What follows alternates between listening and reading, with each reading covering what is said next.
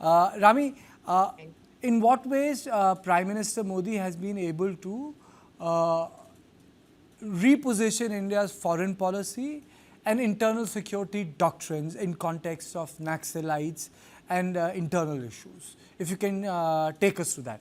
Nikhil has taken a position of a contrarian. He is not impressed. Savio comes with data. I want you to focus on the issue of national security. How has he? How is he different from other prime ministers?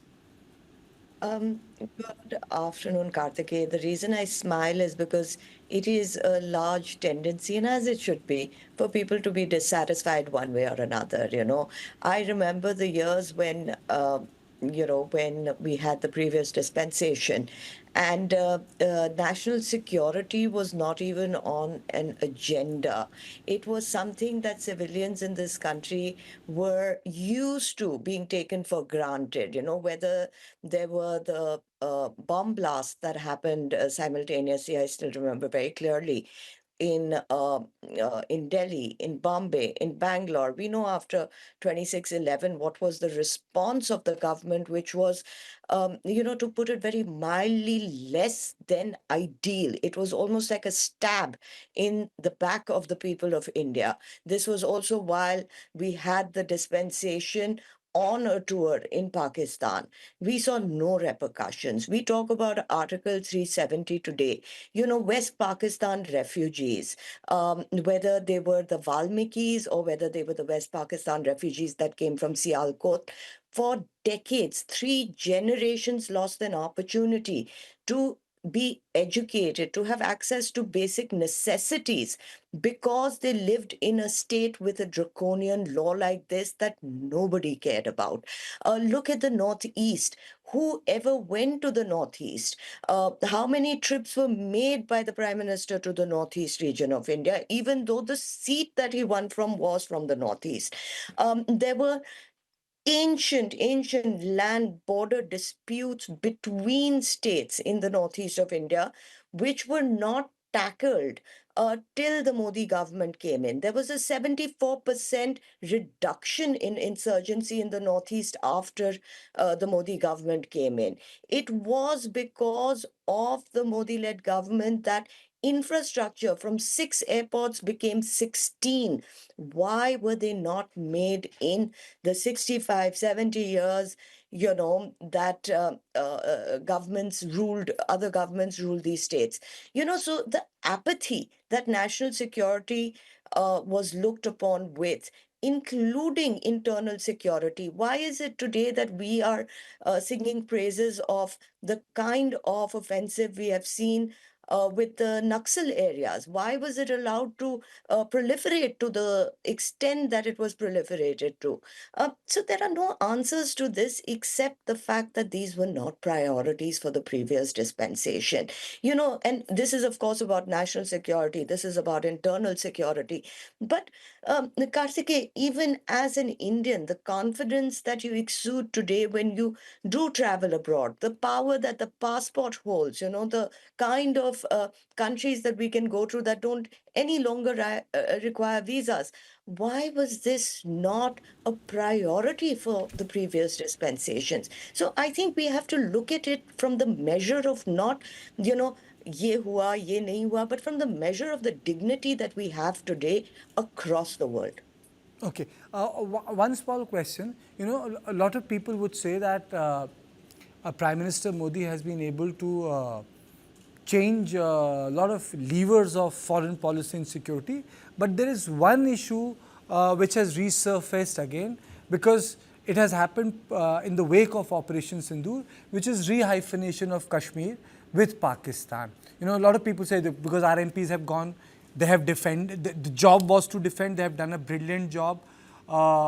Despite dissonance back home, a good job has been done, a good message has been delivered to Pakistan. But then a lot of people say this rehyphenation has happened. How would you, as a security expert, tackle this subject of rehyphenation?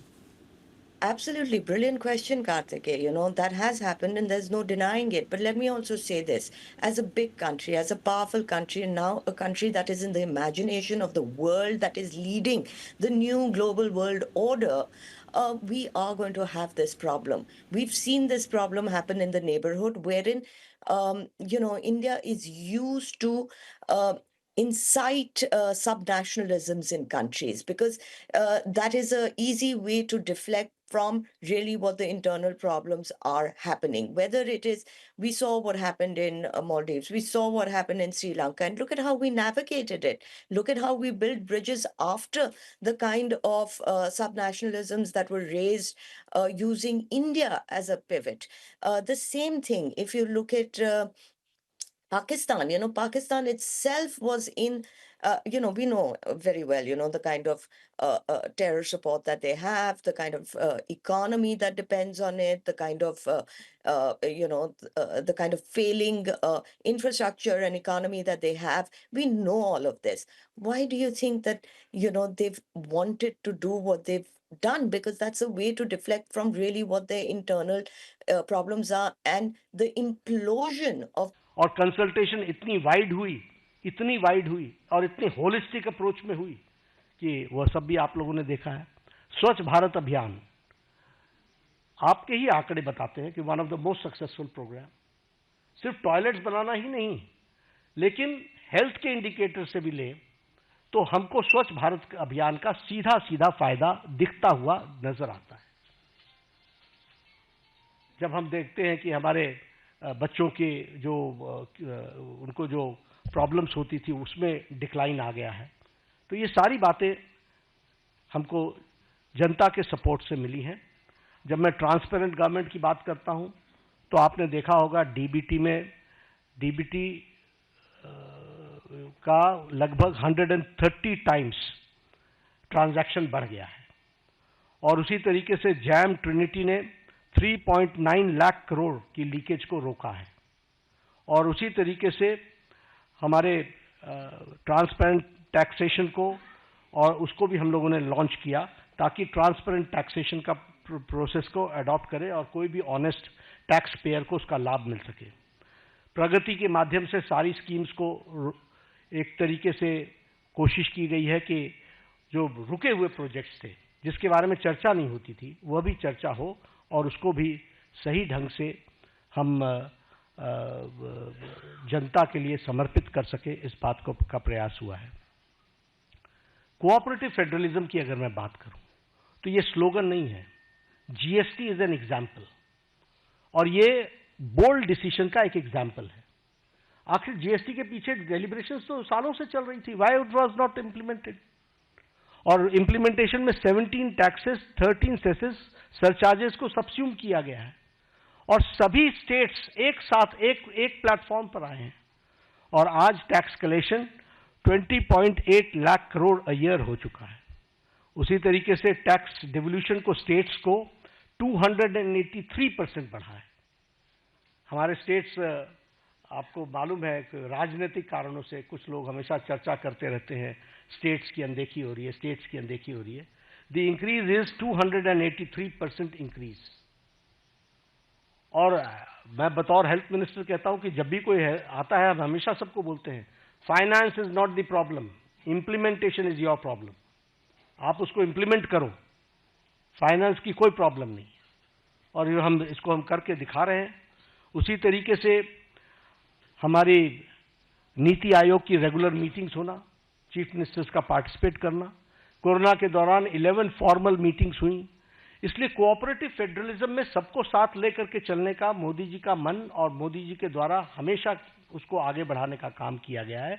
और states को, और प्रधानमंत्री जी ने तो कई बार कहा है कि अगर देश को आगे बढ़ाना है तो हमको प्रदेशों को आगे बढ़ाना पड़ेगा। और ये एस्पिरेशनल डिस्ट्रिक्ट्स के लाने के कॉन्सेप्ट किसने दिया? ये मोदी जी ने दिया। ये स्टेट्स के ही तो डिस्ट्रिक्ट्स हैं जिनको मेन स्ट्रीमिंग करने का और उनको ताकत देने का काम किया जा रहा है। फ्यूचरिस्टिक गवर्नमेंट है, और फ्यूचरिस्टिक गवर्नमेंट अगर हम कहते हैं तो चाहे वो इंडिया का एआई मिशन हो, फिर चाहे वो हमारा स्कीम्स को आगे बढ़ाने का हो, चंद्रयान 3 हो, आदित्य L1 हो या फिर गंगायान मिशन हो, ये सब देश को फ्यूचरिस्टिक दृष्टि से कैसे देख रहे हैं उसका एक जीता जागता तस्वीर है। और फ्यूचरिस्टिक गवर्नमेंट का सबसे बड़ा एग्जाम्पल है विकसित भारत की कल्पना को साकार करना। उसके लिए हम कटिबद्ध हैं, उसको हम आगे बढ़ा रहे हैं। एक बात और मैं कहना चाहूंगा कि प्रधानमंत्री मोदी जी ने हर समस्या को सामने से कन्फ्रंट किया है। He has confronted from the front, कभी इधर उधर की बात नहीं की है। और आज मैं इसकी चर्चा जरूर करना चाहूंगा और आपको याद दिलाना चाहूंगा। एग्जाम्पल्स मेरे पास बहुत है, लेकिन जब उरी की घटना घटी तो प्रधानमंत्री जी ने अपने भाषण में कहा था, इसका जवाब दिया जाएगा। For the first time a prime minister ने अपने दुश्मन को सीधा सीधा संकेत किया। यह पहली बार किसी प्रधानमंत्री ने किया। आप सब लोग इंटरनेशनल पॉलिटिक्स को समझते हैं, इसके वाक्य का अर्थ समझना चाहिए। और उसके बाद सर्जिकल स्ट्राइक हुआ। जब पुलवामा की घटना घटी तो आप शब्द याद कीजिए, प्रधानमंत्री जी ने कहा था कि तुमने बहुत बड़ी गलती कर दी है, इसका खमियाजा तुमको भुगतना पड़ेगा। और उसके बाद बालाकोट का एयर स्ट्राइक हुआ। इस बार बिहार में पटना में, सिवान था शायद, मधुबनी में उन्होंने क्या कहा? उन्होंने कहा कि तुम्हें कल्पना से भी बाहर जवाब दिया जाएगा। और आपको मालूम है कि उनके ठिकाने, टेररिस्टों के ठिकाने और उनके एयरबेस सारे के सारे ध्वस्त कर दिए गए, बियॉन्ड उनकी कल्पना से। तो और ये न्यू नॉर्मल बन गया है। This is the new normal. प्रधानमंत्री जी ने इस कन्फ्रंट करते हुए सामने से कहा है, एक स्पष्ट रूप में कहा है कि कोई भी टेररिस्ट घटना को एक्ट ऑफ वॉर समझा जाएगा। और साफ कहा है कि ये न्यूक्लियर वॉर की गीदड़ भभकी बंद करो। और साफ कहा है कि टेररिस्ट और टेररिस्ट को संरक्षण देने वाले में अंतर नहीं समझा जाएगा। तो हमें समझना चाहिए कि हम, चाहे वो कोरोना की घटना हो, चाहे वो टेररिज्म की घटना हो, किसी भी घटना को कन्फ्रंट इस सरकार ने पिछले 11 सालों में सामने से किया है और उसका मुंहतोड़ जवाब दिया है। अगर मैं लेफ्ट विंग टेररिज्म की लेफ्ट विंग एक्सट्रीमिज्म की बात करूं, नक्सलाइट्स की बात करूं, मैं 6 साल छत्तीसगढ़ का प्रभारी रहा हूं। मैंने कोंटा, सुकमा, बीजापुर, नारायणपुर, दंतेवाड़ा, ये सारे डिस्ट्रिक्ट्स घूमे हुए हैं, अच्छे तरीके से नाइट स्टे किया है। मुझे मालूम है कि नक्सलाइट प्रोन एरिया की हालत क्या होती है। लेकिन आपको जानकर के खुशी होगी कि affected districts have declined from 126 to 18 districts. और सारे top left wing extremist leaders eliminate हो चुके हैं। और हमारा रिडक्शन ऑफ वायलेंस 53% है। जो फेटिलिटीज सिक्योरिटी फोर्सेस की होती थी उसका रिडक्शन 72% है और रिडक्शन ऑफ डेथ 70% है। तो लगभग हम उसको समाप्त करने की ओर आगे बढ़ चुके हैं। एक समय था कि एक डिफेंस मिनिस्टर ये कहते थे कि हम बॉर्डर के रोड्स इसलिए नहीं बनाते हैं ताकि दुश्मनों को आने का मौका न मिले। और आज बॉर्डर रोड्स में 8,000 किलोमीटर्स के बॉर्डर रोड्स और ब्रिजेस के बनाने का काम, और उसको भी परमानेंट ब्रिजेस बनाने का काम लगभग 400 बने हैं। अटल टनल की बात करें, अगर सेला टनल की बात करें या श्रीकुंडला टनल की बात करें, ये मेजर ब्रिजेस हैं जो हमारे को सिक्योरिटी के एंगल से बहुत महत्वपूर्ण है और जो देश की सिक्योरिटी के लिए काम कर रहे हैं। इंफ्रास्ट्रक्चर की बात अगर मैं करूं, रोड्स, एयरवेज, रेलवेज, ब्रिजेस, तो बड़ी लंबी फहरिस्त है उसकी जो उस पर चर्चा करेंगे। लेकिन हाँ, चेनाब की चर्चा मैं जरूर करना चाहूंगा। कि नरसिम्हा राव जी के टाइम पर शिलान्यास रखा गया था। देखिए गवर्नमेंट के एक्शन को, नरसिम्हा राव जी के टाइम पर 1995 में रखा गया था, और इसको अटल जी ने project of national importance declare किया, और पूरा करने का काम प्रधानमंत्री मोदी जी ने 6 जून को, अभी 3 दिन पहले, उसको पूरा किया। वो भी हमको ध्यान में रखना चाहिए। तो इसलिए समस्याओं को टालते रहना, ये इस सरकार की न रीति रही न नीति रही। सरकार ने समाज के सभी वर्गों की चिंता करते हुए कोशिश की कि उनके जीवन में सुधार हो, और आज पूरी ताकत के साथ हम विकसित भारत की ओर एक लंबी छलांग लेने के लिए तैयार हुए हैं। पिछले 11 वर्षों में मैंने पहले कहा कि अनइमेजिनेबल, जो किसी ने कल्पना नहीं की थी, वो काम हुए हैं। और इसके साथ साथ पिछले 11 साल में देश को एक विकसित भारत की तरफ ले जाने में और समाज के सभी वर्गों को साथ लेकर के चल करके आगे बढ़ने में प्रधानमंत्री मोदी जी का नेतृत्व सफल रहा है। और आज 11 साल पूरे होने पर मैंने कोशिश की, it is very difficult to comprehend the whole work done in last 11 years, but I've tried to point out some major things, and I've tried to highlight the issues, the policies and programs जिनके माध्यम से इस कार्य को पूरा करने का काम प्रधानमंत्री मोदी जी ने किया है। धन्यवाद। बहुत बहुत धन्यवाद आदरणीय राष्ट्रीय अध्यक्ष जी। अभी अध्यक्ष जी के भाषण के दौरान, प्रेस वार्ता के दौरान ही बहुत बड़ी संख्या में आप लोगों के मैसेज आए हैं सवालों के लिए। इतनी बहुत बड़ी संख्या में आए हैं। हम कोशिश करेंगे कुछ सवालों का जरूर जवाब, सवाल आप लोगों के लिए।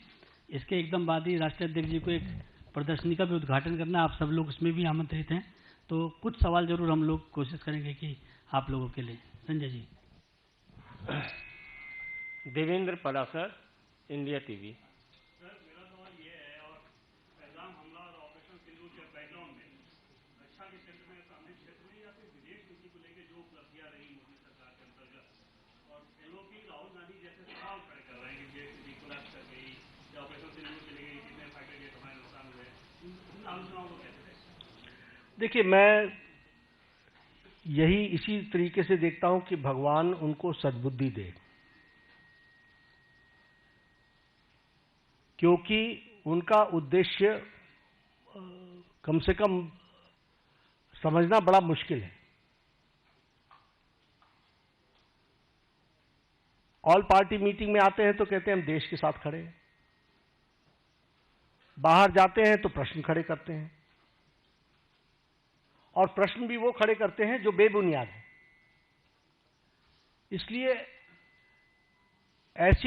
इस तरीके का नैरेटिव बनाने का काम, मैं सिर्फ एक यही कह सकता हूं कि एक गैर जिम्मेदाराना विपक्ष की भूमिका वो अदा कर रहे हैं। रामनारायण श्रीवास्तव।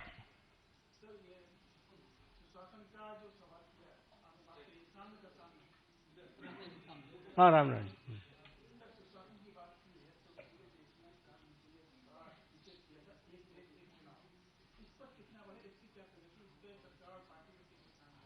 देखिए, पार्टी सक्रिय है और पार्टी एक्टिवेटेड है। जनता में जनमानस बने, इसके बारे में चर्चा हो, ये पीपल्स मूवमेंट भी बने और इनैक्टमेंट भी हो, हम कमिटेड हैं। नीरज पांडे।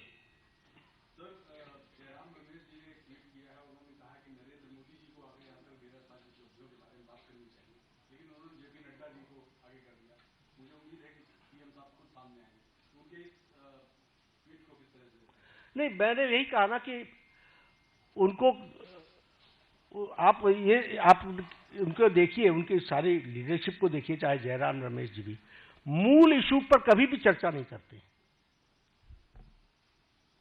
राष्ट्रीय अध्यक्ष आकर के प्रेस कॉन्फ्रेंस कर रहा है, ये गलत है क्या? सरकार के 11 साल पूरे हो रहे हैं, और 11 साल पूरे होने पर पार्टी का जिस पार्टी का नेतृत्व है उसका अगर राष्ट्रीय अध्यक्ष एड्रेस करता है तो प्रॉब्लम क्या है? आप ही लोग कहते थे, सब लोग। लोकसभा में टर्नआउट 58.46% रहा और विधानसभा J&K के इलेक्शन में turnout was 63%. This is the change and this is the result of the bold decision taken.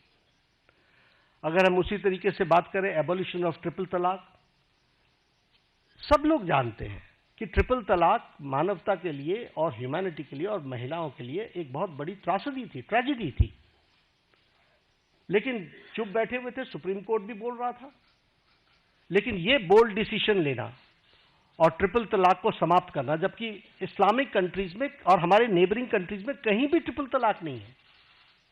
Bangladesh, Pakistan, Afghanistan, Syria, Iran, Iraq, Malaysia सब डोमिनेटेड मुस्लिम देश रहे हैं और इस्लामिक देश रहे हैं, लेकिन यहां भी ट्रिपल तलाक नहीं था और हमारे यहां ट्रिपल तलाक चल रहा था। एक बोल्ड डिसीजन लिया गया। उसी तरीके से enactment of the new Waqf act हम लोग डिस्कशन कर रहे हैं। वी नो किस तरीके से एक नैरेटिव बनाने का प्रयास हुआ, लेकिन in the interest of the nation, देश के इंटरेस्ट में और उस कम्युनिटी के इंटरेस्ट में वक्फ बोर्ड बनाने की न्यू एनैक्टमेंट की आवश्यकता थी। वो बोल्ड डिसीजन लिया गया। उसी तरीके से सिटीजन्स अमेंडमेंट एक्ट, उसी तरीके से डीमोनेटाइजेशन, उसी तरीके से मोर देन 3 डिकेड्स हम विमेन रिजर्वेशन की तरफ नहीं बढ़ पाए, लेकिन 33% विमेन रिजर्वेशन देने का काम प्रधानमंत्री मोदी जी के नेतृत्व में हुआ। और उसी तरीके से अगर हम देखें इकोनॉमिक डिसिप्लिन के लिए, इकोनॉमिक डिसीजन में भी बहुत गहरी सोच के साथ जो आर्थिक जगत को बहुत तीव्र गति से आगे खड़ा कर सके, इसके लिए निर्णय लिए गए। प्रेजेंटेशन ऑफ बजट का एडवांसमेंट, हम अभी भी ब्रिटिश की दुनिया में जी रहे थे, ब्रिटिश काल में जी रहे थे, उसको एडवांस करना, उसके साथ साथ प्लान और नॉन प्लान एक्सपेंडिचर को अलग अलग जो डिस्टिंक्शन था उसको समाप्त करना, ताकि हम बेटर किटी का उपयोग कर सके। हमारे अश्विनी जी बैठे हुए हैं। रेल बजट को एसिमिलेट करना और भारत की आर्थिक जगत को एक साथ कैसे देश के लिए डेवलप किया जा सकता है, उसको करना।